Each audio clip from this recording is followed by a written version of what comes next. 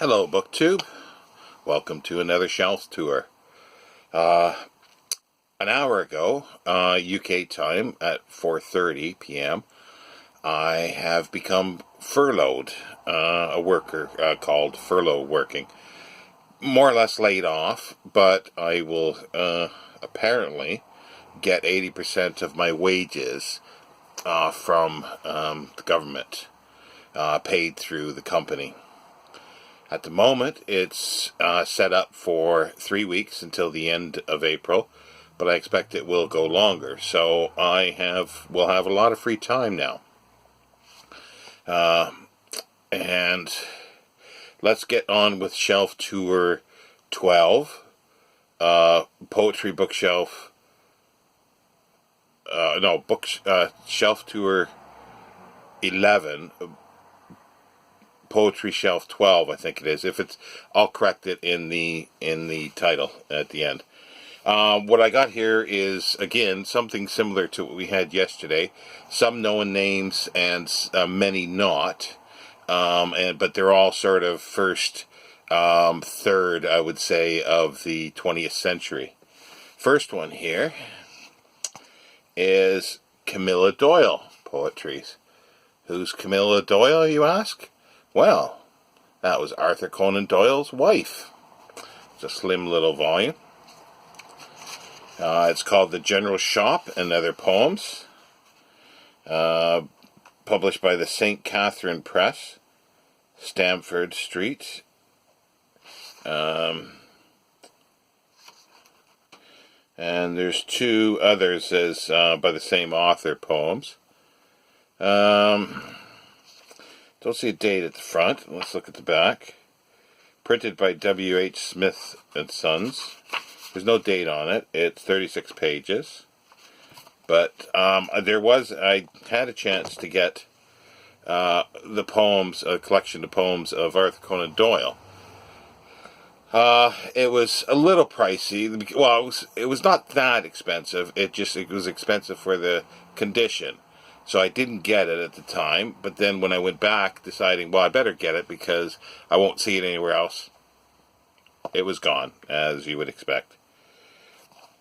And we just could continue on here with Kensington Gardens by Humbert Wolff, 1927, Ernest Benn Limited. And it's a second impression, 1927, originally 1924. It's very plain. But again, it's these ones that I've been collecting from the first part of the 20th century. And I do apologize. I'm sweating like crazy because it's becoming very warm here in the UK, or quite warm. It's 20 degrees Celsius now, and more. And it's due to go up to 22 over the weekend. And we'll probably have idiots out in the parks like we did last weekend when it was even cooler in London. So things, lockdown-wise, I think will get worse after this weekend. Here's a poet that's a little more known than the other two, because I never knew that Conan Doyle's wife wrote poetry. This is Collected Poems, 1925 to 1948, by Louis MacNeice. And third impression, 1954. It's without the dust jacket. It's quite a few pages. It's almost 300 pages long.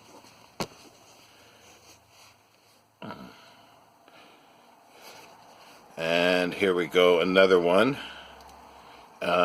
Ballads of Field and Billet by W. Kersley Holmes, second edition, 1915. It's a nice little book. I like the little touches on the corners and the spine. And it's got a description from 1930, but I can't read it. I see 1930 and that's it. It's published by Paisley, Alexander Gardner. Publisher by appointment to the late Queen Victoria. It says introductory note. The verses compiling this volume appeared originally in the columns of the Glasgow Herald and the Glasgow News. I am indebted to the respective proprietors of these papers for their permission to republish. And can't remember, sorry, too much about that, but I think it was sort of Field and Billet. This is kind of interesting.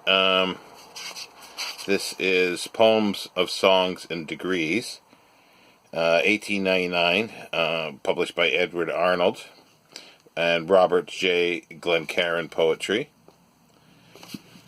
It's the publisher's, or I believe it's the publisher's file copy that's stuck on the cover. It's nice blue buckram, nice shape. I remember some interesting poems in that. This one is collected poems of John Masefield. I think it's Masefield.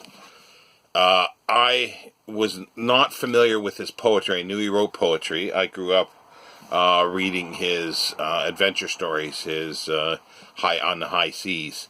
Mark Richardson probably is familiar with those. And this is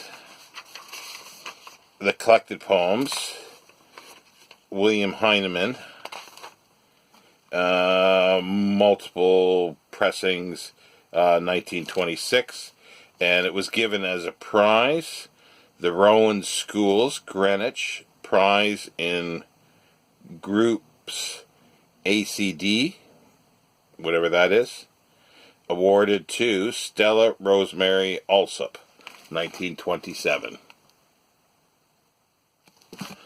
And I do like his poetry.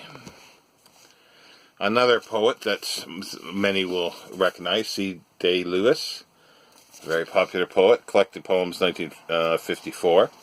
It's got the jackets, Faber and Faber, published in 1954. And I remember enjoying many of those. Slim little volume here, another John Masefield, Reynard the Fox. Somebody had it at Bristol University.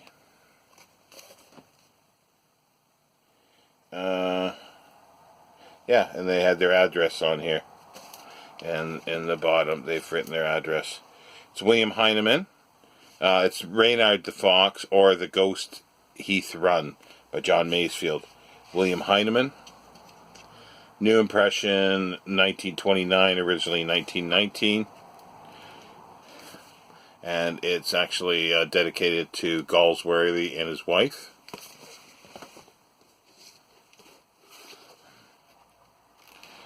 This is interesting because it's The Land. It's called The Land by Vita Sackville West, 1927. William Heinemann, and it's sort of all year round. It's poems for winter, spring, summer, and autumn. It came from Victory Club.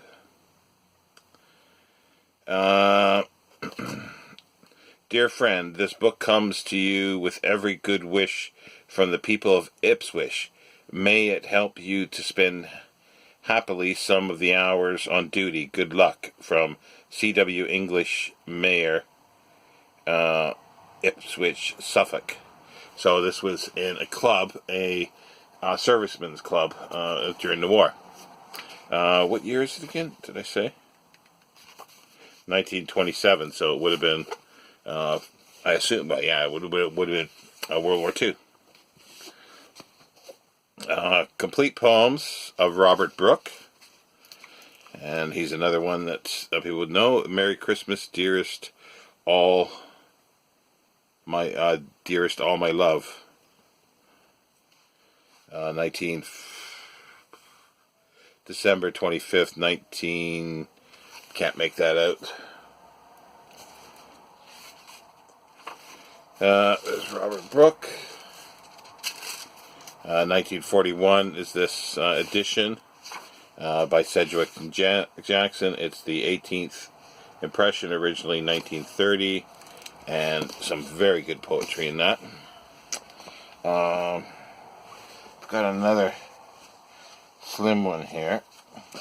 Oh no, that's not it. I thought it was another Robert Brooks. No, we'll get to the other one then shortly. It's a bit tarnished on the spine, difficult to read. It's W.H. Davies, again another fairly well-known, well, he is a known poet. These are all World War I sort of renowned poets. Second series, collected poems, Jonathan Cape, and there he is there. Again, very good poetry. 1923. It's very dirty and tarnished, but it's got like written cursive in embossing. This was at one time there was a poetry bookshop in London. I've forgotten which dates, how long it was. It was a writer as well, and it was sort of like the place for poets at the time, at the first part of the 20th century. And this is Recent Poetry, edited with an introduction by Alida Munro. It's the Poetry Bookshop, London, Gerald Howe Limited. Originally 1933, second impression 1934. And it's a bit dirty, but it's quite interesting. And again, we've seen this book plate before, and I believe it's the same owner as the Swinburnes. Let's see what this one is. Ariel and Other Poems by Robert Nichols. Chatto Windus, 1920. And it's got a book plate from Lily Atribus. Quite a nice book plate. And I remember enjoying the time that I spent with that one. Poems of Today, first and second series, ninth impression with a jacket. It's quite nice without even. Red buckram.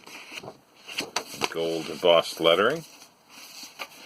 It's published for the English Association by Sedgwick and Jackson, 1938. And it's just a compilation again. And again, it's a mixed bag, but there's some that I thoroughly enjoyed in there, skipping through. We already saw some, I believe, Henry Wadsworth Longfellow. This is Tales of the Wayside Inn. It's Visitor's Edition. It's got a rough jacket. It's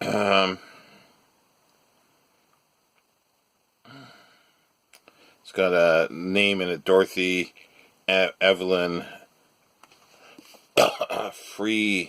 Fremont, I think, or Freemark. September, it just says Norton, Massachusetts, USA. So this was brought over, obviously. It is Houghton Mifflin and Company. 1913, multiple reprintings. And it's actually a real inn. It's the Wayside Inn, and there's a photo of it.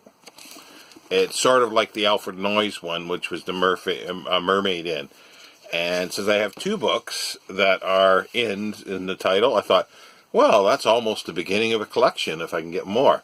This is just a beautiful, even under the jacket, the beautiful pictorial cover. And I have some great poetry in here. But I'll need to be on the lookout for more books with our inns or that type of thing titles. This is Sonnets from a Prison Camp by A.A. Bowman. And A.A. Bowman is Archibald Allen Bowman. This is published 1929 by John Lane, The Bodley Head. And there's a photocopy bit in here from the University of Glasgow. And he was Professor of Moral Philosophy, 1926 to 36. And he wrote these poems while he was in prison during World War One, the sonnets. And it's actually signed by the author, Bowman, up in the top, with best regards, or kindest regards. And I've never really been a huge sonnet fan. However, these are very good, and so are John Clare's very good. And I do like some of Shakespeare. So, and some Vita Sackville West's sonnets. So therefore, I probably do like sonnets, but I have never sort of proclaimed that. Here we go with Argonaut and Juggernaut by Osbert Sitwell. This is a brother of this is the Sitwells. I forget her name, but off the top of my head. An odd family, let's just put it that way if you look it up. And equally odd poetry. Here we go, to the same book, but different edition. G.K. Chesterton. Just fabulous poetry. This one is a 1950 edition, published by Methuen and Company. 12th edition, originally 1935. The thinner, smaller one is Methuen and Company 11th edition.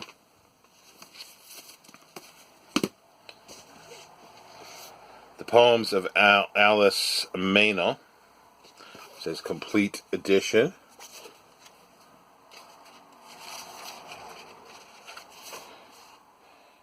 Burnouts and Washburn, 1923, and there she is there. Some may recognize her name. There were some interesting poems that I remember from there. And here's Robert Graves. That's Robert Graves of the I, Claudius fame.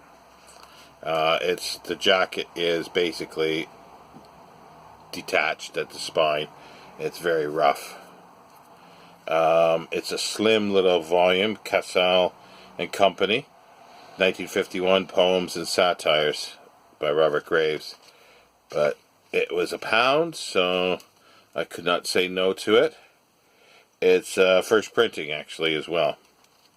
So it's the first edition, very small, though, and very delicate jacket. Selected Poems, J.E. Flecker, and there's one that I'd never heard of until I picked up this volume, and I might have a duplicate of this. Nice embossed green buckram, and I remember some of these. The Mask of the Magi I liked, and Narcissus.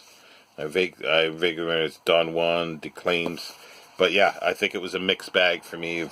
Some I liked and some seemed to work, and not all. This is The Wild Knight by G.K. Chesterton. We've already seen that, but this is 1914.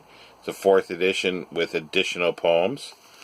And I'm assuming all these are in the complete section. But again, good poetry. It's a bit rough, but pay for that. I probably paid 50p or £1 for it. Evelyn Underhill.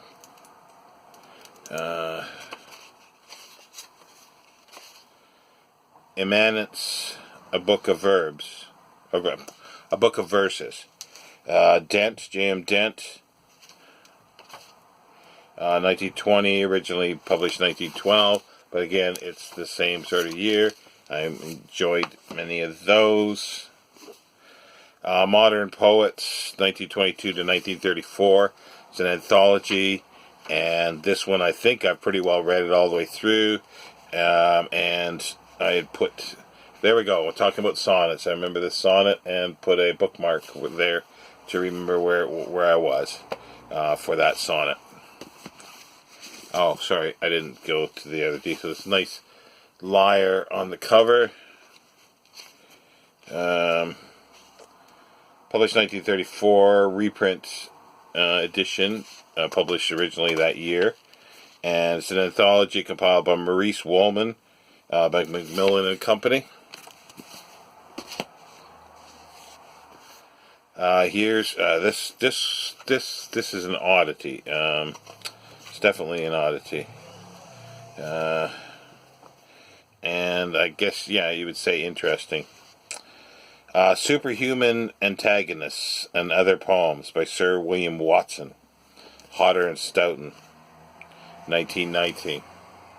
Nice decorated cover in gold embossed. It's just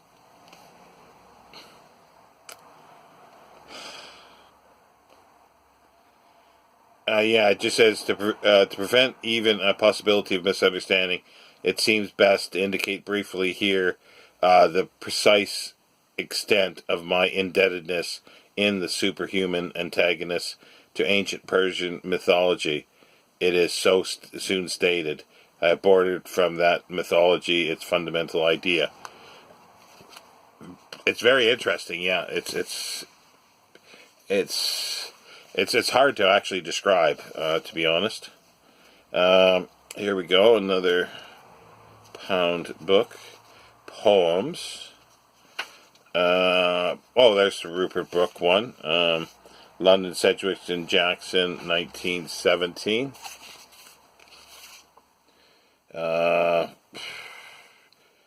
It's a reset and reprinted 13th impression, but it's like the 1, 2, 3, 4, 6th or 7th or 8th printing of that reset edition.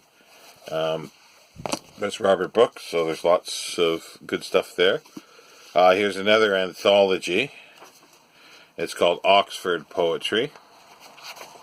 Edited by GDHC, GPD, and WSV, with introduction by Gilbert Murray. And we've seen his name before.